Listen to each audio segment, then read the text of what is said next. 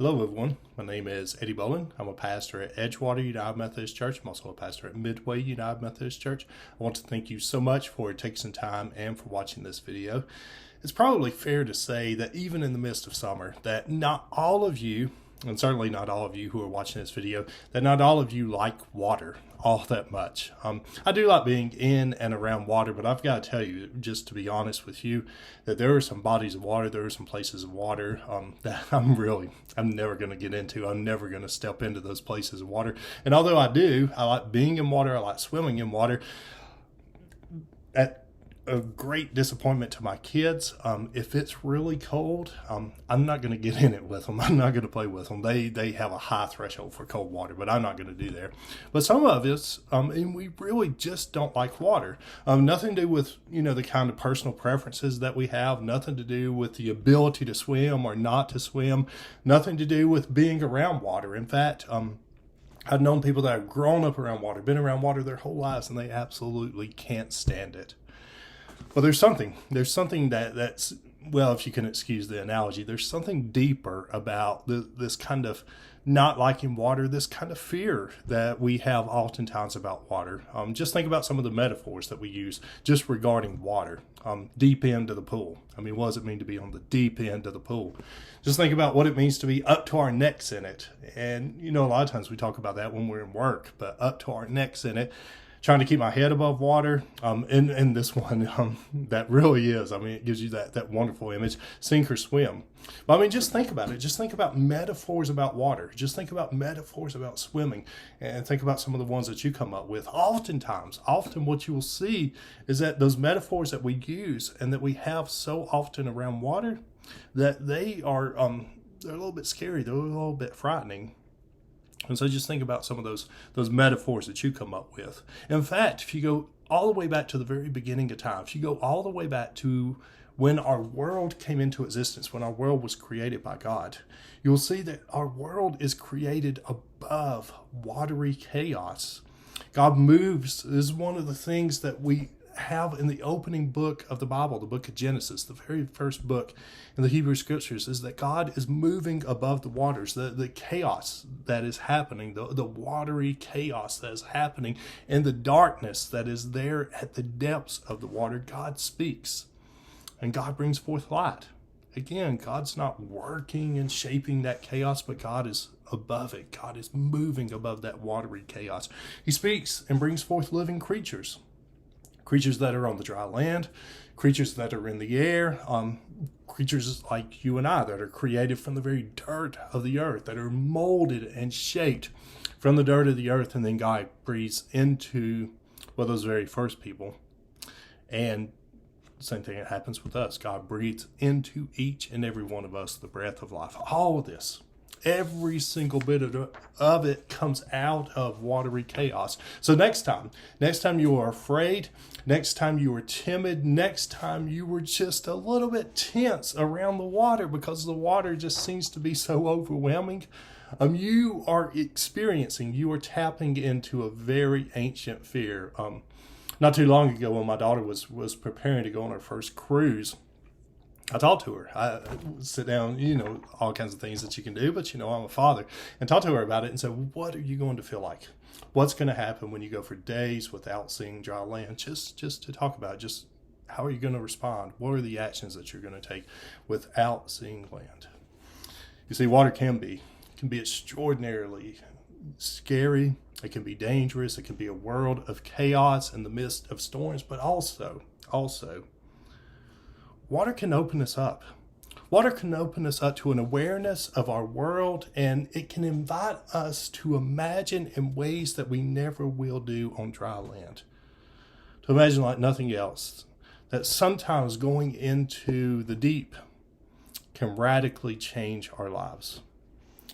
In the New Testament Gospel of Luke, Luke chapter 5 to be really specific, Jesus gets into a couple of fishing boats and begins to teach the crowd on the shore. Jesus lived his life not very far from water. Jesus did a lot of his teaching not very far from water. In fact, some of the very first people that Jesus invites to come and follow him are professional fishermen that come and they follow him. But in this 5th chapter of the Gospel of Luke, Jesus gets into a couple of boats. They're not his boats. They're not his disciples' boats or his friends' boats. They are borrowed boats that he gets into. And he begins to teach the crowd that is on the shore. Now, one of the things about Jesus is that Jesus never says you've got to come out to the water so that you'll be able to hear the teaching. No, he stays very close to the shore, hugging that shoreline, and begins teaching the crowd that is there. Never says you got to come and wade into the water. Never that you've got to get into the water. So all of us that may have that fear about the water, all of us that may have looked out at that water and said, there's no way I'm stepping foot in that water, Jesus is okay with that. Jesus begins to teach all those who are on the shore. It's not a swim up teaching moment that Jesus is having here. He stays close to the shore.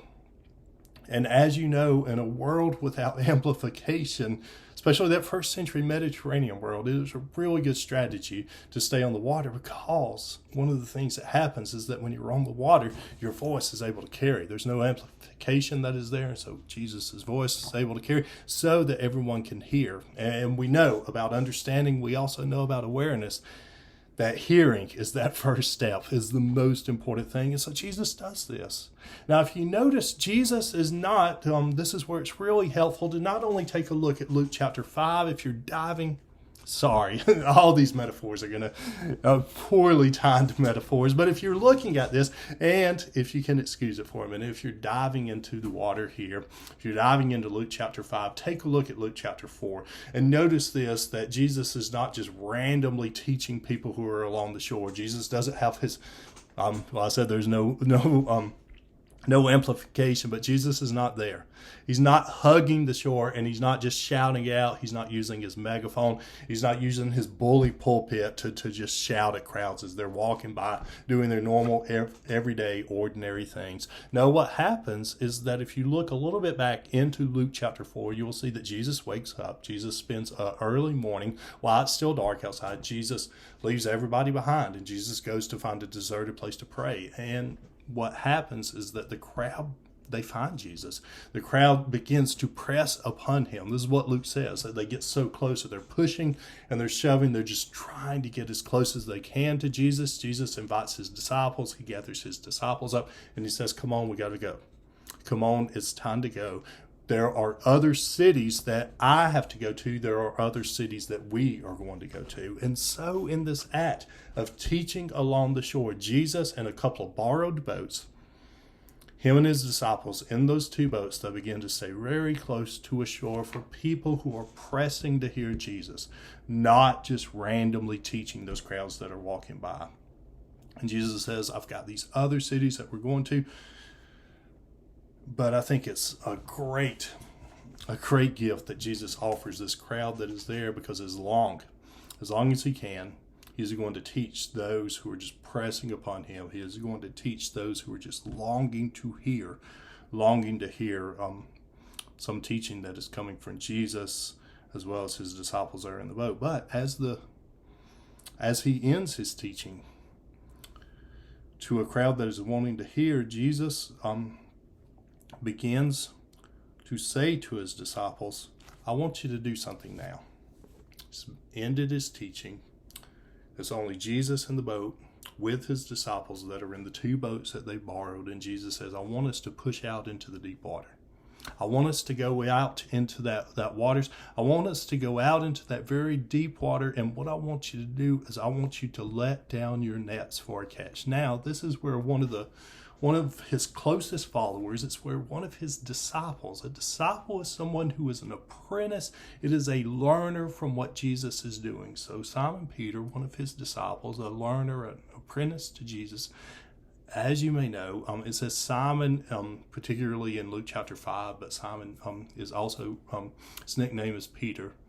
But as you know him as Peter, says, Master, referring to Jesus, Master, this is what we've done. We've worked all night long, but we've caught nothing. But if you say so, again, Master, but if you say so, I will let down the nets. Now, in other words, Simon Peter, who does come from a background in fishing, says to Jesus, to Master, he says, we fished these waters all night long. We did it all night long. There's nothing there. There's no fish that are to be caught in these waters, Jesus. But if you say so, we'll do it. In all honesty, Simon Peter and the others, they know how to fish. Jesus first calls them. He says, I want you to come. I want you to follow me. I want you to leave your nets. I want you to leave the boats. I want you to leave those behind. No longer will you be fishing for fish. But now what you are going to do is you are going to fish for people. You are going to fish for humans. You are going to fish for humankind. That's going to be the fishing that you're going to be involved in. But Simon Peter says, because you have said it, Jesus, because you have said so, Jesus, I will let down the nets. Now, doing this, letting down the nets, then pulling those nets back in, and then going back to the shore, laying those nets out, letting them dry, cleaning those nets, making sure that there is nothing that is going to destroy, tear up those nets. You remember these are nets that you've got to take care of. They're nets that you want to last, and so there's going to be some work just in dropping down the nets one more time. And again, remember, these are on borrowed boats, as Luke tells us. These are not their nets. These are not their boats. And so these disciples, along with Jesus, they're going to have to care for these nets after they come back to shore. Maybe a little careful next time Jesus asks them to borrow some boats, because Jesus is going to take those boats into some really deep water, and Jesus is going to use the nets that are on the boat. But is this just a fishing story that happens in Luke chapter 5? That's what I want you to consider. In everything that you have heard so far, is this just a fishing story, or is there something else that is going on here? Well, there is something else that's going on here, because it is a story. As wonderful and as humorous at times as it is a story about fishing, but there's also something else. It's a story about moving from the shore into the deep end. Just think about it. All of us, at some point, we find ourselves on the shore. Every single one of us have found ourselves on the shore, listening to Jesus teaching. And not only to Jesus, but I imagine there are many places that we are quite comfortable finding ourselves on the shore, listening to other people, observing those things that are happening. And maybe we have been caught up in some teaching that Jesus has brought to us as we were on the shore. Maybe we've been a little bit intrigued by it. Maybe we have been interested in it. Maybe we have turned to that kind of teaching that Jesus is offering on the shore because there's some hurt, there's some really deep pain that is going on in our lives. And we stay there listening to this teaching, hoping that pain will diminish, hoping that maybe we have even stood there hoping for something that we don't really hear. And we start to feel as interested as we were, as intrigued as we were standing on that shore. We get a little upset and maybe even at times disappointed when Jesus moves further and further away, because we thought we were so close to having that kind of, that kind of breakthrough that really makes a difference in our lives, where we begin to experience some change in our lives. Or sometimes we find ourselves in the boat with Jesus. Sometimes we find ourselves in the boat with Jesus, and we can nod along to that teaching that Jesus is offering to those people who are gathered on the shore. You know, those people that are hearing it for the very first time, we can see those twinkles in their eyes. We can see those aha moments that is happening in the crowd, and we nod along. But also we know we've heard this before. We've heard Jesus say these words. We have heard these words from Jesus before. We know this teaching that is there, and we hope.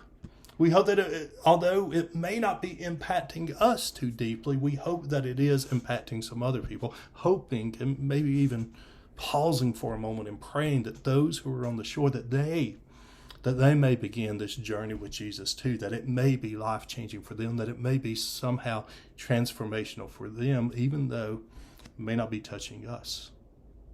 And if we are honest with ourselves, we can find ourselves that even though we may be nodding along with the teaching that Jesus is offering to those who are on the shore, we can kind of get bored with it at times. Because we're yearning for something more. We're yearning for something that's a little bit more deeper. I can't help it at this point, offering those metaphors. Well, this is why Jesus in two boats with his disciples, this is exactly why Jesus stops teaching and he invites his disciples to begin to take some action. He invites them to push out into the deep water. pushes out into the deep water, and then invites them to let down their nets. Yeah, they know how to fish. They know how to take out the nets. They know how to drop them. But Jesus invites them into these actions, into these things of pushing out into the deep water, going out into some water. It may be a little bit scary, maybe a little bit frightening, and to go into some water and to let down their nets, because now they are in deep water. Now they are up to their necks. Now they are in the deep end of the pool. And depending how short they are, maybe even now they're finally over their heads in the water. You see, when you are in deep water and you are in a boat with Jesus, and Jesus says, let down your nets, what's going to happen is you are going to experience a great catch. So much that your nets, so much that your own boat and your friend's boat is not going to be able to handle how great a catch you have just experienced. And this is not just a fishing story. It is a story of transformation that only happens in the depths, that only happens in the deep water. When Jesus is in your life, when Jesus is in your boat. What does it mean to be in the boat with Jesus? Well, it's when Jesus is leading your heart. It's when Jesus is taking center stage in your life, and when Jesus is leading you. And this is a yearning and longing that so many of us have, to have some depth and some transformation, to have a great catch in our own lives. It's a yearning that is in our time for this kind of deep spiritual transformation. You can see evidence of it all around it. You see it in the people that you know, the people that says there's got to be more to this spiritual transformation. There's got to be more than what I'm really experiencing. So many times it's easy for us to spend a lot of time on the shore listening to the teaching that we hope and we even pray that all of this information is going to lead to spiritual transformation. We keep listening, we keep faithfully showing up, we keep watching videos like this, hoping that it will lead us somehow to spiritual transformation. But let me say this, that information, even some of the information that I've shared in this very moment, information does not equal transformation. Now, anyone that's interested in word origins or etymology, I wasn't until after high school that I started wondering, well, what do all these words mean? Where do all these words come from? What's the meaning behind them? I drove a few folks around me crazy over it for a while. But mediocre is a word.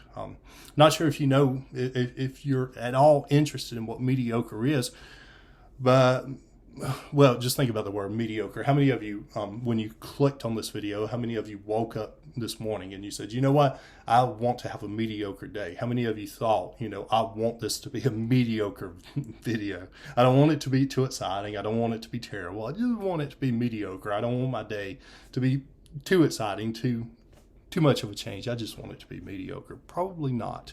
Mediocre is not very good. It literally means, in the origin of the word mediocre, it means literally halfway up the rugged mountain. Now, it's a combination of two Latin words again.